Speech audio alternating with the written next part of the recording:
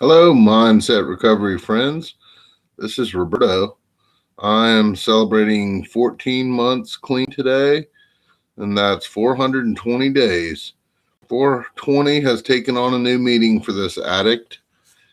And originally, when I started this channel about 2 years ago, I wanted to share my struggles and victories in recovery from addiction. But I also wanted to share insights on the steps.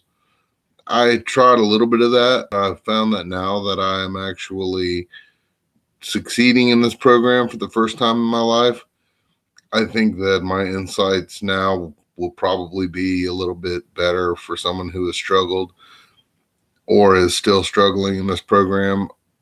I am currently attending Narcotics Anonymous.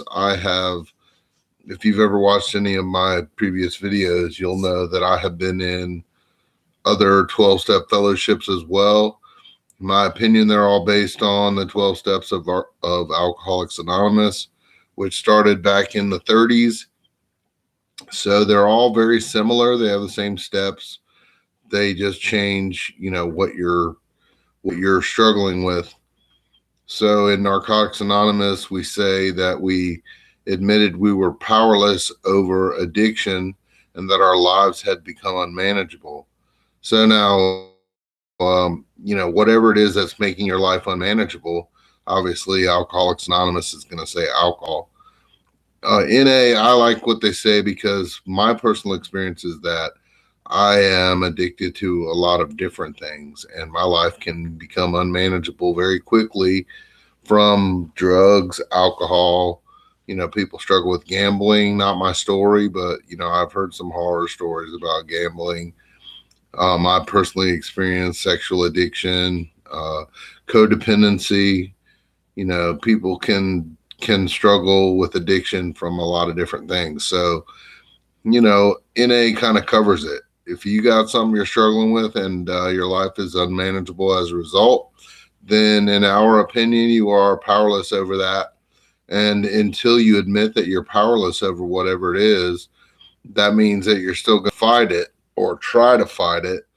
And I know for me, as long as I tried to fight whatever it was, and I thought that I had control, or there was the hope of me having control over said vice, that kept me from admitting that I was never going to be able to do this, and I can never successfully use alcohol or drugs or other people or food again. And I had to admit that. So in step one, I've said before, so the powerless over my addiction was something that it was right in my face. I could not deny the fact that I was powerless over drugs and alcohol because I used against my will for over 30 years. And I would, a lot of times, I would wake up in the morning and say, I'm not going to do drugs today, or I'm not going to drink today, or I'm not going to, watch porn today, whatever it is that I wasn't going to do. I'm going to go to the gym and I'm not going to eat donuts, whatever it is that I'm having a problem with. But, I've heard it said in a meeting that NA is for people who said, I'm never going to do that again. And then they did it again. That typifies my experience with everything that I use as a coping mechanism in my life: people, places, and things. So I thought I was doing good because I got a new job, or I thought I was doing good because I got a new girlfriend, or I thought I was good because I was only drinking this beverage instead of this beverage.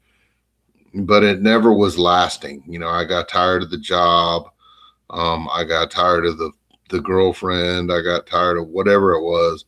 Got tired of drinking this, and I wanted to go back to that. I was only going to use this drug, and then I wasn't going to use this other drug. But inevitably, I always went back to what it was. And so I realized that the answer for me, when I finally realized that I was powerless, but what I started to say is the part that I couldn't admit was the unmanageability. Because, they say in this program we have to get a new perspective. So that's where I get mindset recovery from. So my mindset was, hey, I have a job, I have a house, I have a car, I pay my bills.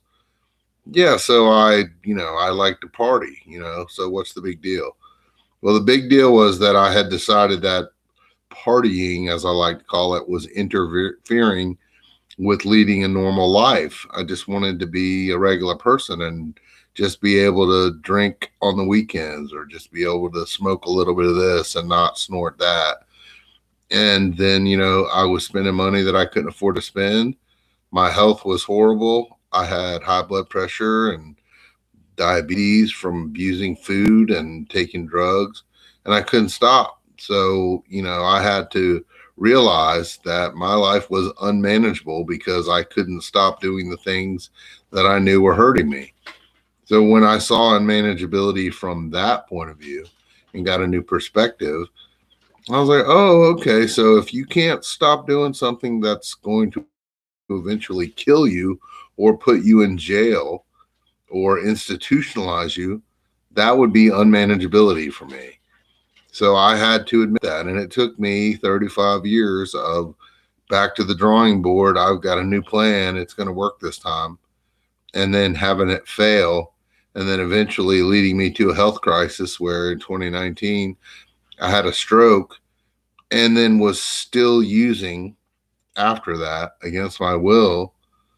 That I was like, okay, this is nuts, man. I'm gonna freaking die if I don't quit doing this.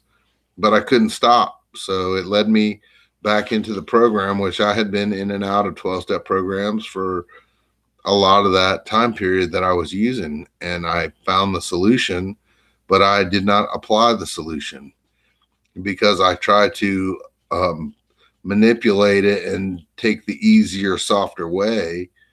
And that is not, for me, that's not an effective strategy. I was in the rooms just enough to feel better. And then I took another crack at using again and always ended up the same place that I had been the last time I drugged myself in there. So something was different. They say keep coming back. I think that's the only thing that I did that was right because, I've had people in the meetings that are successful say, what'd you do? Well, I didn't use no matter what. Well, I cannot say honestly that that was a truth for me because I did use. If things got bad, if I was upset, whatever it was, I'd go a little bit without doing whatever it was. And then I'm just like, oh, I can't do this. I'm an addict. This is what addicts do, but I'm not going to do that substance because I know that's bad. So I'm going to do this substance. And, if you're an addict like me, one is too many and 1,000 is never enough. So, yeah, I start off maybe just doing what I consider to be an acceptable amount. And it ends up taking me back to where I was and making me miserable.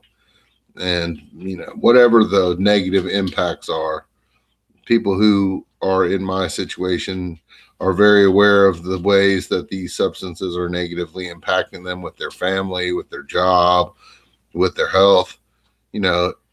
It's similar situations, but it's personal to that person.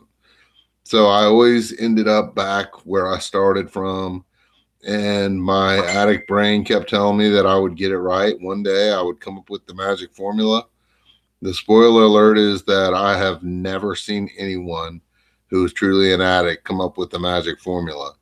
Because the thing is, if you're doing something that you don't want to be doing, you need to stop. Well, if you can't stop, then you're an addict. And the only thing that ever worked long term for me was 12 steps of NA. And it's a three-legged stool for me. So, I need the fellowship, which is going to meetings and building a network, getting a sponsor that can teach me how to do this program. That is one of the legs of the stool. If I don't get in a room and talk about the things that are bothering me and get, suggestions from people who have learned how to do this thing, like a sponsor who's got some time cleaning the program that can help me when I'm struggling with decisions or, when I'm wanting to put drugs in my body, but I don't want to put drugs in my body and I don't know how to not put drugs in my body.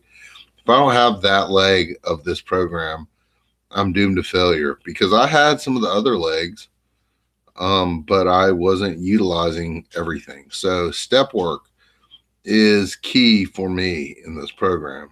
And the steps are laid out simply, and they guide you to learn about yourself and learn a new way to live.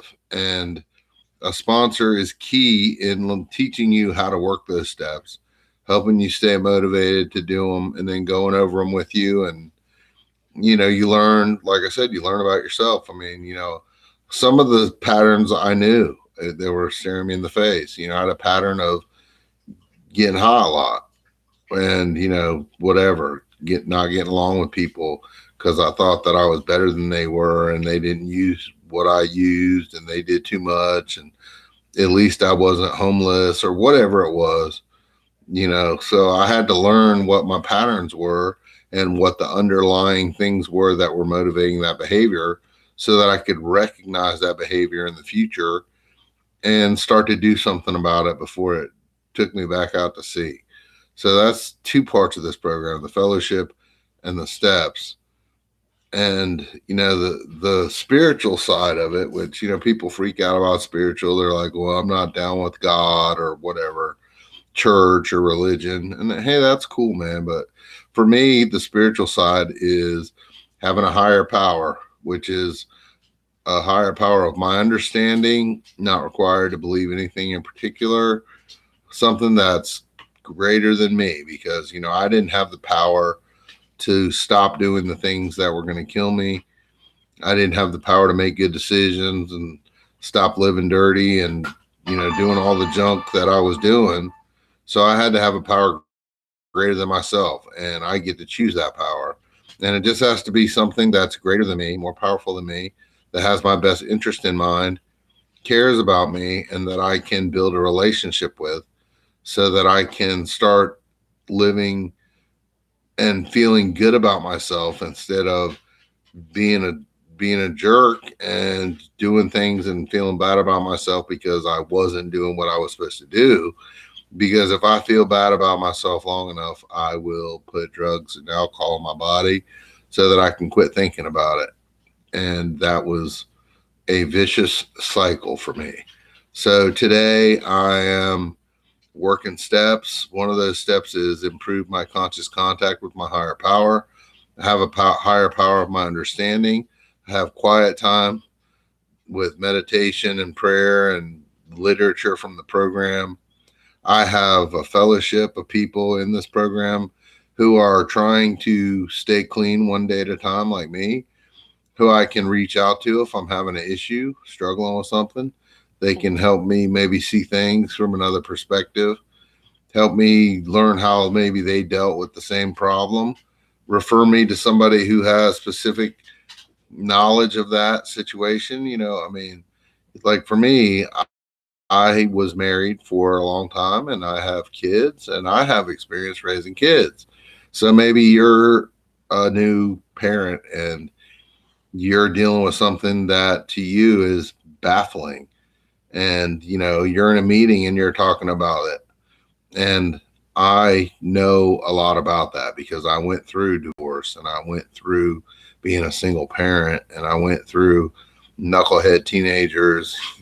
So maybe I can help you with that. Or if your sponsor's been through stuff like that, or maybe like my sponsor never had kids, but his sponsor raised kids, maybe he can say, hey, you know what, let me hook you up with my sponsor, who's your grand sponsor, and he had teenagers and he raised them, and he can help you with that. Or whatever it is, buying a house, got in a car accident.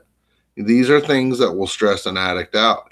I get in a bad situation and I had one tool in my toolbox. Well, you know what? You're upset about this. Your boss is being a jerk. I got the answer. It's time to get high. Well, you know what? I have decided that that is not the answer anymore. So I'm trying to do something different. And I need people who have been doing it different to help me learn how to live without doing that. And that's what this program is all about. And the steps are just teaching me, how what I want to be about. Because I know what I was about for a long time. and it didn't lead me where I wanted to be. So what do I want to be about today? Well, I need to hang out with or fellowship with people that want to be about the same kind of stuff I want to be about, to encourage me and, give me suggestions and, pat me on the back when I get it. 420 days, whatever it is, it's working for me. So if you have struggled with addiction to anything, let me just encourage you. There's a 12-step program out there with your name on it. You don't have to be a holy roller in church or read the Bible or pray to some particular God. It's not about that. It's a spiritual, not religious program called Narcotics Anonymous. But if you need some suggestions or resources as far as like places to call or groups to go to or how to get a meeting online, I would be willing to help you with that. And my name is Robert, and my email address is pastor67@hotmail.com. That's P as in Paul, IA, S as in Sam, T in Tango, ER67@hotmail.com. If you shoot me an email and you put mindset recovery or help or something to that nature, I will contact you back and I will do my best to help you find what you need to, we're not interested in what you did or anything like that, how much money you have, just in, what you want to do about your problem and how we can help. So, this is Roberta signing off. Fight the good fight. And if nobody told you today you're worth it, you don't have to use anymore.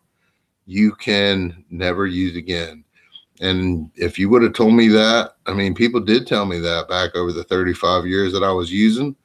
And I was like, you don't know my situation, man. If you were in my situation, you would get high. But that was just my addict brain saying, don't listen to them, man. We want to party. So anyway, be encouraged and feel free to reach out to me and have a great day. Happy 4th of July.